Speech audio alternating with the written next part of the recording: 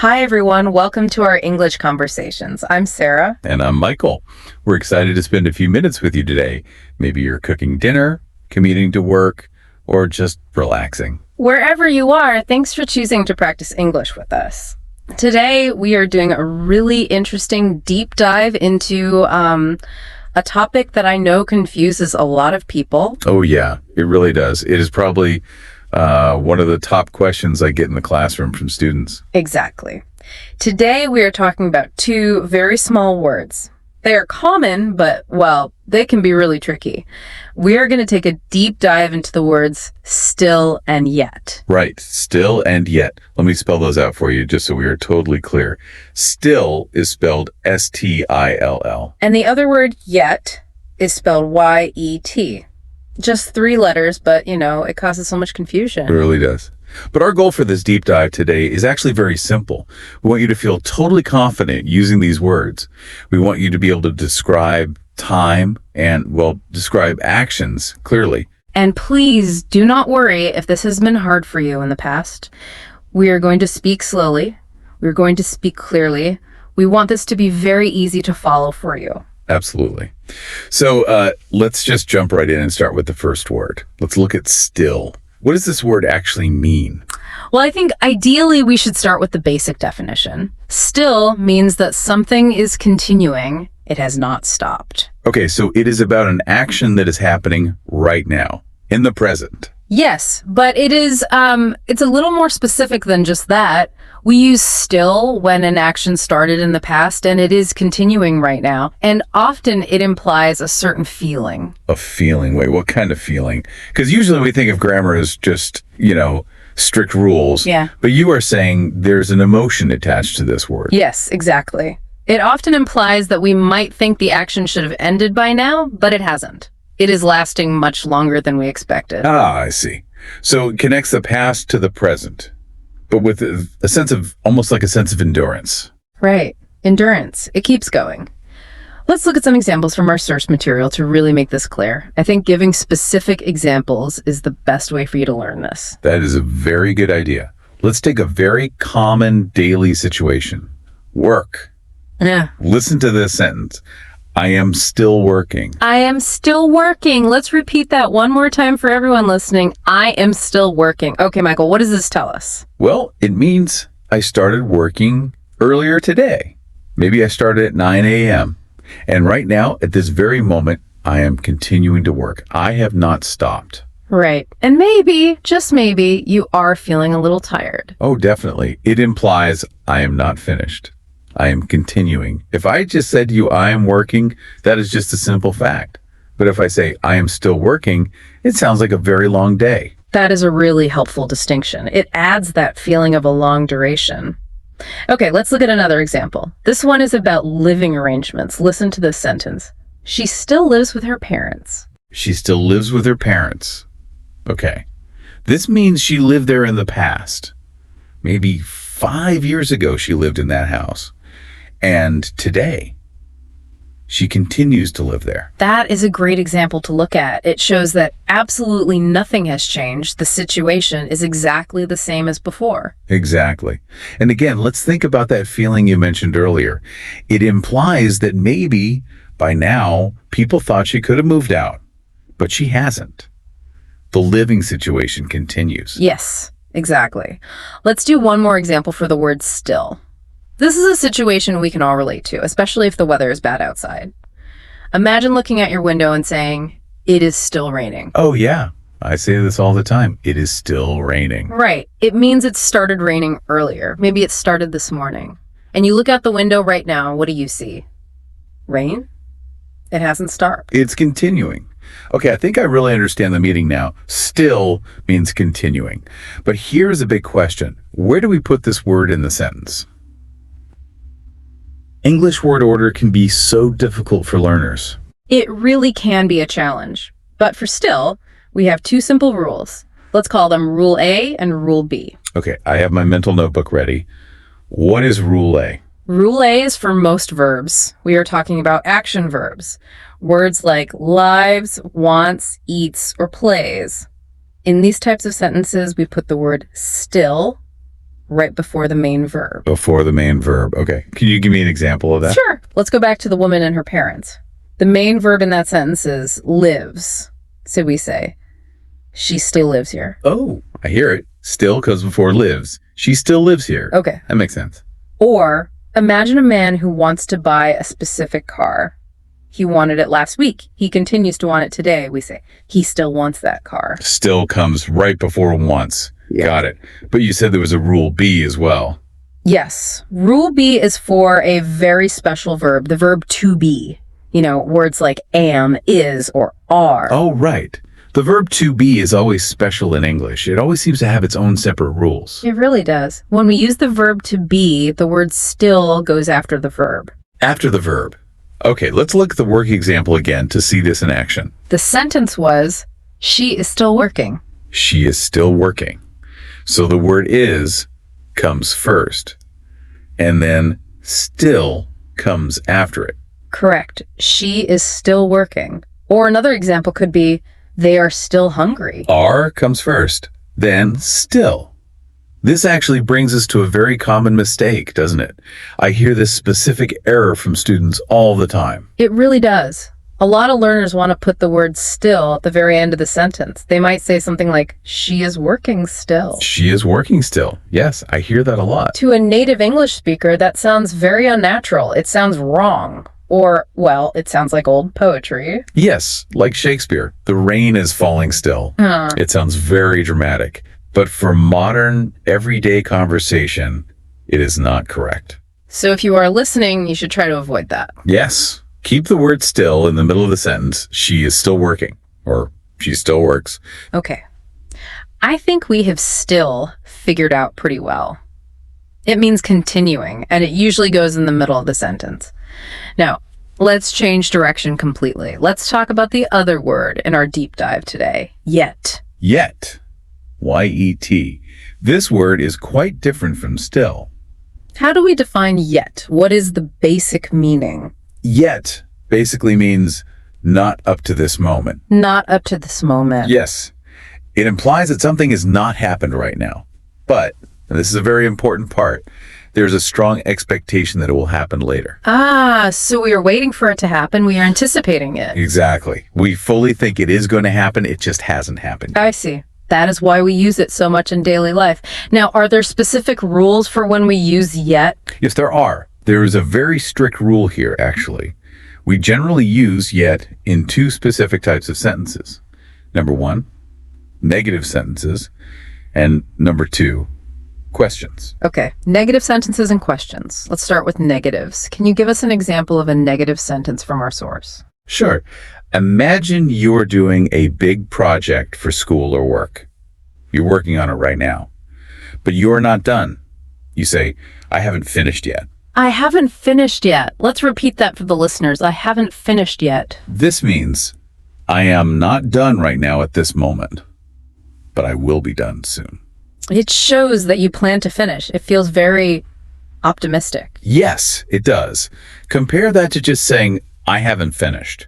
That sounds very final, like maybe you just stopped working completely. But when you add the word yet, it sounds much more promising. It sounds like the finish line is coming soon. I really like that explanation. It keeps the door open.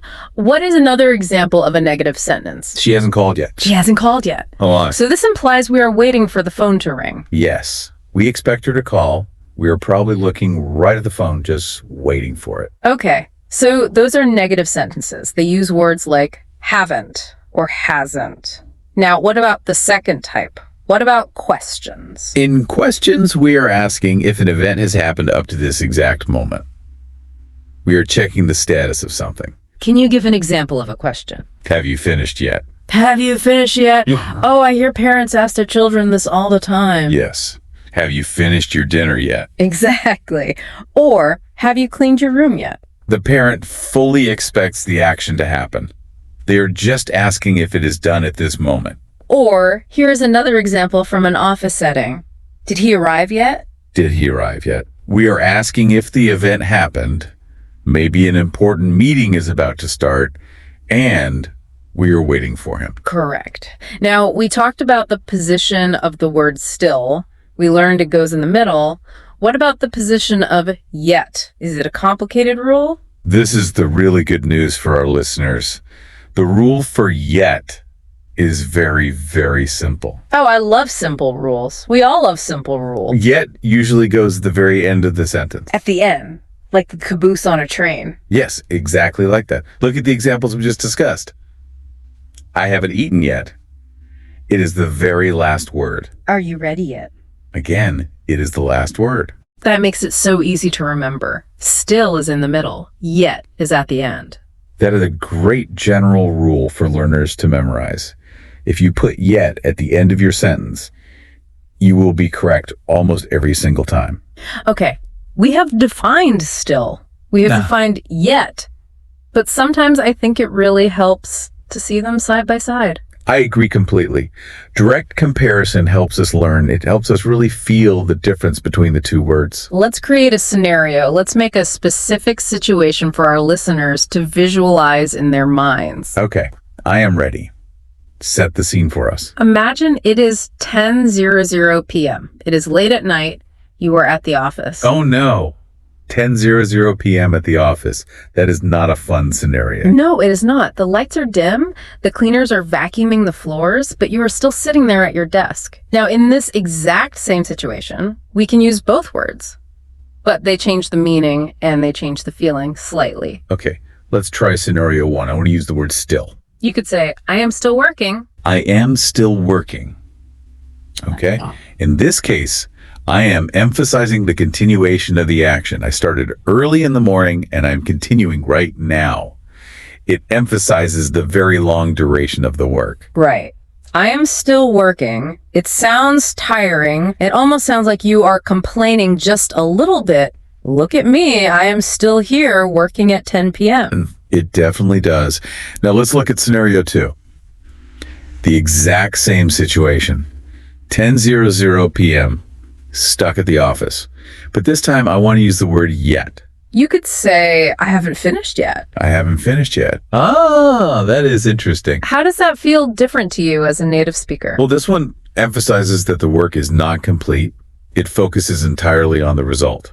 I am not done yet. Yeah. But I really hope to finish soon so I can go home. Exactly. So still focuses on the action continuing. And yet focuses on the action not happening or not completing. That is a very helpful distinction to keep in mind. I am still working versus I haven't finished yet. They describe the exact same reality.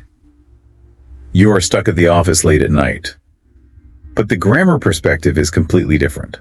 One looks at the long process and one looks at the final goal. Now, before we finish our deep dive today, we really have to talk about mistakes. We mentioned one mistake earlier, but there is another really big one that we see all the time. Yes, there is. This is a very common error. It happens when learners mix up the positions of these words in negative sentences. Can you tell us what the mistake is? What does it sound like? A student might try to translate directly from their own native language, and they might say, I am not finished still. I am not finished still. Yes, I hear that quite a bit from beginners. It is incorrect in English. We do not put still at the end of a negative sentence like that. It just sounds confusing to a native speaker. So how do we fix it? If a listener has the sentence, I am not finished still, in their head, how do they make it correct? You actually have two options to fix this. Let's look at option one. This is the option if you really want to keep using the word still. Okay, option one. If you use still, you must move it to the correct position. Remember our rule from earlier. It has to go before the negative description. So it would be, I am still not finished. Exactly. I am still not finished. That is perfect English. It means the negative state of not being finished is continuing. I am still not finished. It actually sounds quite frustrated when you say it that way. Like, I have been trying for 5 hours and I am still not finished. You see, it definitely carries a lot of frustration. Okay, so that was option one. What is option two? Option two is to simply change the word entirely. Instead of using still, use yet. And where does yet go in the sentence? That's the very end. So the sentence becomes, I haven't finished yet. Correct. I haven't finished yet. Honestly, this is usually the best and most natural way to say it. So just to be totally clear for our listeners, do not say, I am not finished still. No. Never say that. Say, I am still not finished or I haven't finished yet. Excellent. I think that clears up a lot of confusion right there. We have covered a lot of ground today in this deep dive. We talked about grammar rules, word position, and even office work late at night. Let's take a quick moment to recap everything. Let's try to make this super easy to remember. Good idea. Let's summarize our deep dive with 3 simple points. Yeah. 3 things that our listeners can put in their notebooks to review later. Okay. Point number 1, the sentence type. Right. If you have a positive or affirmative sentence, you use still. For example, I'm still working, or it is still raining. Positive sentences. But if you have a negative sentence or a question, you use yet. For example, I haven't eaten yet, or have you eaten yet? That is rule number 1. Perfect. Let's move to point number 2, the meaning. Still talks about continuity. Something is happening. It continues from the past right into the present moment. And yet talks about something that hasn't happened. It is about looking forward to the event. It is all about expectation. Okay. And finally, point number 3, the position. This is the visual rule. Where do the words physically sit in the sentence? Still usually sits right in the middle of the sentence, or more specifically, after the verb to be. And yet Usually sits at the very end of the sentence. It is like the period at the end of your thought. still in the middle, yet at the end. If you can remember those 3 basic points, sentence type, meaning, and position, you will be using these 2 words exactly like a native speaker. That is a really great summary. You know, learning English grammar is a lot like building a house. You need these little bricks to make the whole structure strong. I agree completely. And small words like still and yet are very important bricks. They help you explain time. They help you explain your daily life to other people. Absolutely. We hope this deep dive into these 2 words has been really helpful for you today. Practicing these difficult concepts takes a lot of time and patience. So please give yourself some credit. You are doing great work just by listening to this conversation. You are naturally improving your ear for the English language. Before we go, we do have one final thought for you to take with you, something for you to think about later today. Yes, we talked a lot about the grammar rules today. But language is also about emotion. It is about the tone of your voice. So think about the tone of these 2 words. Does using still sound more patient, or does it sound more impatient? Let's compare 2 final questions. Imagine you are waiting for a friend to get ready to go out to a restaurant. You could ask them, "Are you still getting dressed?" Are you still getting dressed? Oof, that sounds a little annoyed. Maybe. It sounds like, "Why are you taking so much time?" It really emphasizes the long time that is passing. Whereas if you ask your friend, have you finished getting dressed yet? Have you finished getting dressed yet? This sounds like a much more genuine question. It sounds curious, like, are we ready to go out the door? Exactly. So think about how changing just one single word changes the entire feeling of your sentence. It is a very powerful tool to have in your vocabulary. That is a great point to end on. Language is not just rules.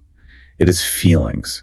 Well, that is all the time we have for our deep dive today. Thank you so much for joining our English conversations. I'm Sarah. And I'm Michael. Goodbye until next time. Keep practicing.